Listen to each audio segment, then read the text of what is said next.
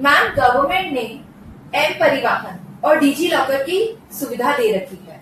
क्या चालान कटवाते समय इन डॉक्यूमेंट्स को दिखा के फीचर को आगे कर सकते हैं? डिजी लॉकर और आपके पास अगर आपके व्हाट्सएप में या आपकी इमेज में अगर उनका फोटो भी तो चल जाएगा।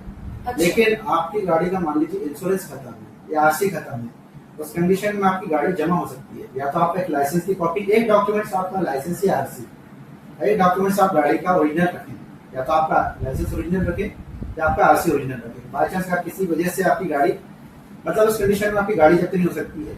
आपकी अगर शराब पीकर वाहन चलाते हो तो धारा 185 के एमडीएक्ट 185 के तहत आपका वाहन जब्त होगा, निश्चित तौर पर आपका लाइसेंस जब्त होगा और आपकी गाड़ी जब्त होगी। लेकिन मान लीजिए आपका इंश्योरेंस खत्म है या आप 3 सवारी का या हेलमेट का चालान पे नहीं कर पा रहे हो या आपकी गाड़ी का इंश्योरेंस खत्म हो गया, उस कंडीशन में अगर आप चालान की राशि पे नहीं कर पा रहे हो तो आपका एक ओरिजिनल डॉक्यूमेंट जब्त कर लिया जाएगा और उसके बाद फिर न्यायालय में इसका निराकरण किया जाएगा। तो कम से कम एक डॉक्यूमेंट आपका ओरिजिनल अवश्य रखना चाहिए। साथ में आप फोटो कॉपी दिखाओगे तो मान्य है, आप मोबाइल में डिजी लॉकर में या उसका नॉर्मल इमेज में भी अगर उसकी फोटो दिखाओगे तो मान्य है। अभी नए कानून के तहत मैडम डिजिटल एविडेंस मान्य है, कोई दिक्कत नहीं। इसमें कोई भी पुलिस अधिकारी ये नहीं बोल सकता कि आप मुझे ये कागज ला के दीजिए। वो तो उस कंडीशन में बोल सकते हैं कि अगर डाउट है कि नहीं इसमें कुछ मतलब हाथ से कुछ किया गया है, उस कंडीशन में ओरिजिनल डॉक्यूमेंट ला सकते हैं।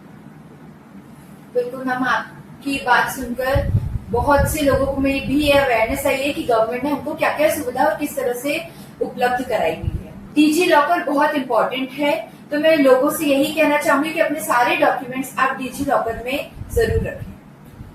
मैम डिजी लॉकर में आप रख सकते हो, लेकिन कई बार डिजी लॉकर खुलता नहीं है, इसलिए आप उसकी एक नॉर्मल इमेज भी और एक फोटो कॉपी अपनी गाड़ी में अवश्य रखें। और बाई चांस आपके मोबाइल की बैटरी डेथ हो जाती है या कुछ हो जाता है तो आप अपने परिवार के सदस्यों में भी अपने जो डॉक्यूमेंट्स है वो जरूर दें ताकि लोग इन बातों का विशेष ध्यान रखें। ई चालान की सुविधा भी गवर्नमेंट ने हमें प्रोवाइड की है। ई चालान घर में आने के बाद हमें क्या करना चाहिए? ई चालान का मैडम बहुत अच्छा प्रोसेस शुरू किया गया गवर्नमेंट के द्वारा, क्योंकि नोटिस जो अपन बनाते थे पहले, मान लीजिए मैंने पहले वो चलता था सीसीटीवी से अपन चालान बनाते थे। जब मेरे भोपाल में पोस्टिंग थी तो उस समय क्या करते थे, हम सीसीटीवी से चालान बना के नोटिस बनाते थे, फिर घर पहुंचाते थे, उसमें टाइम लगता था।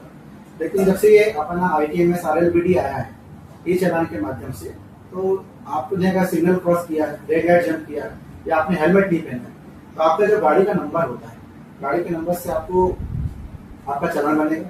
चालान को फिर हमारे जैसे हमारे यहाँ पर MTH कंपाउंड में हमारा ITMS का पूरा सेक्टर बना है, पूरा शाखा बनी है, वहाँ पे उसको वेरीफाइड करते हैं, उस चालान को वेरीफाइड करते हैं। फिर उनका जो गाड़ी का नंबर, फिर जो मोबाइल नंबर रजिस्टर्ड है जिसके नाम से, उसके मोबाइल पे टेक्स्ट मैसेज किया जाता है। और टेक्स्ट मैसेज पाने के बाद उनको जो एक लिमिट समय दिया जाता है 15 दिन, तो उसके अंदर उनको ई चालान या तो अपने आसपास जो POS मशीन से चालान बनाते हैं वहां जाके भर देना चाहिए। अगर वहां नहीं भर रहे हैं तो फिर उनको ये 15 दिन बाद एक समय निर्धारित, उसके बाद में ऑटोमेटिक CGM कोड जिला न्यायालय में शिफ्ट हो जाता है। तो वहां पर उनको 300 का 1000 रुपये और 500 रुपये का 2000 रुपये आपको पे करना पड़ेगा न्यायालय में। ये सुविधा दी गई है।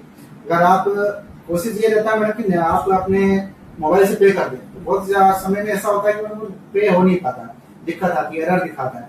तो आप जहाँ पे आसपास में जो भी चौराहा है, मान लीजिए आपका कलेक्टर चौराहा पे आपका चालान बना है, तो खजराना पे या कहीं पर भी आप अपना चालान पे कर सकते हो।